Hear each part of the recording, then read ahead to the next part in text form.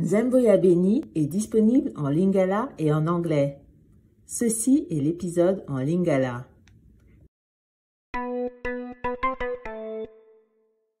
Précédemment, na Nzembo ya Beni. Mbote baninga, kombo nangai Beni. Na épisode oyo e wutaki koleka, na yebisaki bino ke nazali mwana mwasi. Naza na mbula zomi na mine. Na fandaka na Kinshasa na maman nangai, maman Pauline, na leki nangai ya mobali Junior. Na yebisaki bino ke rêve nangai ezali na koma chanteuse.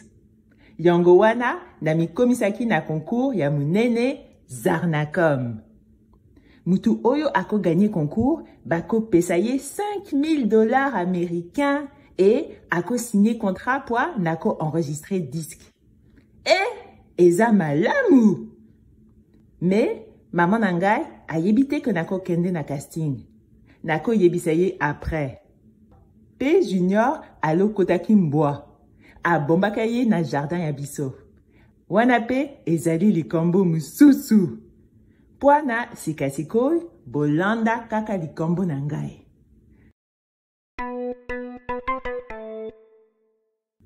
Donc, moi et wutaki koleka na kendeki na studio Zarnacom. Ezalaki mbala liboso ke na kende na télévision. Nazalaki na esengo makasi. Mais nazalaki ko banga. Na yebaki teke nazalaki na talent po na gagné concours ya Nzembo. Et puis, mukolongo, batu bazalaki ebele. Baja nyonso ya Kinshasa balingaki kolekisa kaka concours wana. Na concours ango, bajeune mususu bawutaki na Matadi, na Kikwiti, na Mbandaka. Ata mutu moko alingaki kotikala te. Na komaki na studio na tongo me batu basi batondaki ebele. Bana basi moko bazalaki ko chauffer ba voix na bango. Bana basi mususu bazalaki ko sala ba maquillage na bango. Bana basi mususu bazalaki kolela. Tellement bazalaki na stress makasi. En tout cas, nazalaki ngai mon côté, butu nazalaki ko banga. Et boyebi nini? Na foule, na moni kutu ba fi moko mususu ba fandaka na pembeni na biso. Elodie, mwana ya docteur na biso, azalaki wana pe. Alingaka musique pop makasi. Et azana mongongo ya kitoko. Mais aza moninga na ngai te. Alingaka ngai te. Ngai pe nalingaka ye te. Botala, asalaki semblant lokola amonaki ngai te. Ngai pe nasali semblant ke namonaki ye te. Ensuite, na fui wana namonaki Dorine. Azali mwana ya pasteur na biso. Ayembaka dimanche nyonso na église. Ye pe aza na mongongo ya kitoko. Et ayebi ko beta piano. Nakanisi ba juge bakozala étonné. Dorine azali moninga na ngai te. Mais tango amonaki ngai asali quand même effort ya kopesa ngai mbote. Alobi mbote na yo Beni.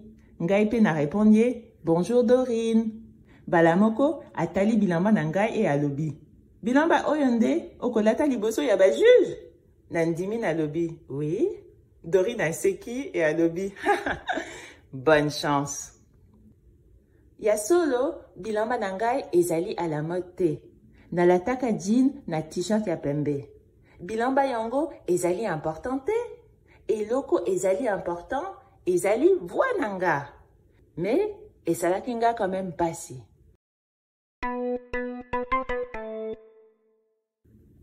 Ensuite, mutu ya suka na monaki ezalaki Wilfried. Azali mwana ya mobali to fandaka quartier moko. Maman na ye atekaka mikate na zandu. Tozalaka baninga te me toyokanaka na biso. Ekamusaki ngai te na kombo na ye na concours. Wilfried azalaka na ye rappeur. Rêve na ye alingaka kobima rappeur ya munene ya Kinshasa. Aza na ambition makasi. Tongo na moni ye napesaki ye mbote. Ye pe azongesi linga. Mbote na yo Beni, sango nini? Et atuninga soki naza na numéro. Na yebisi ye, numéro nini? Ayebisi nga, Numéro oyo oza nango besoin pona komisa na concours. Sinon, bakobanga yo te. Nalobi, ayebisi nga. Omoni mwasi wana oyo aza na chapeau ya bleu, kende kosenga ye numéro. Nayebisi ye, merci mingi. Et Wilfried alobi, de rien. Et puis, abandi koyoka musique rap na téléphone na ye. Nakendeki kotala mwasi oyo azalaki na chapeau ya bleu.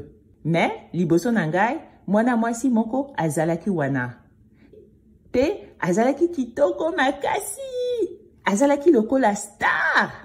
Azalaki mulai. Azalaki na mesh ya kitoko ya pembe. E, azalaki na biloko ya matoi na or, na ba bracelet ya or.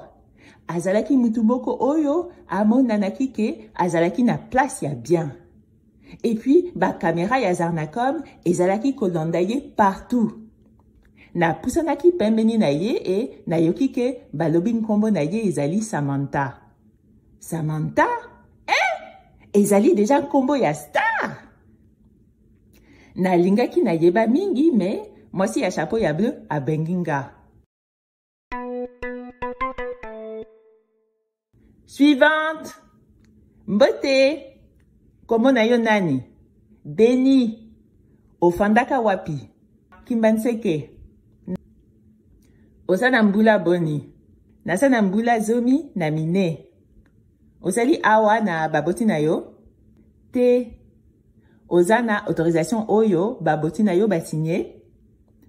Nalakisaki ye mukonda oyo na kopiaki signature ya maman. Madame apesaki ngai ba papier misatu ya ko signé. Tia nkombo na yo na ba initial na yo awa, awa na awa. Ok. Telema malamu po da kanga yo photo. Ok. Akanginga photo pe alobi. Numéro na yo yango oyo. 3D41D009. Na lingaki na zonga place ba candidat mususu bazalaki mais au même moment téléphone ya madame wana est sonné. Ayebisinga zela nanu et ayambi téléphone na ye. Allô? Oui. Ba jeune baza mingi.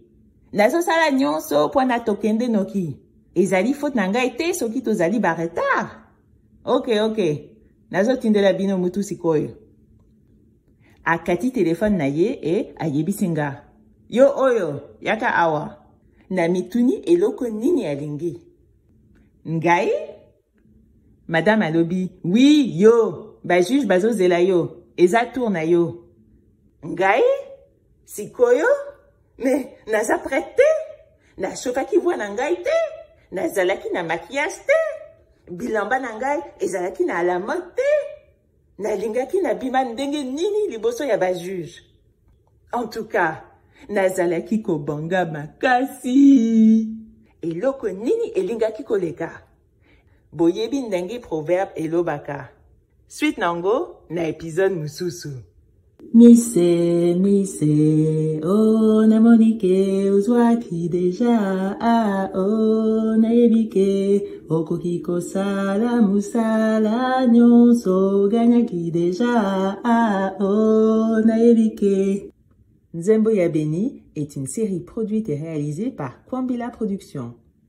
Écriture et création par Sabrina Muela. Traduction lingala et codirection artistique par Tamulangi Fwamba. Performance dans cet épisode par Sabrina Muela.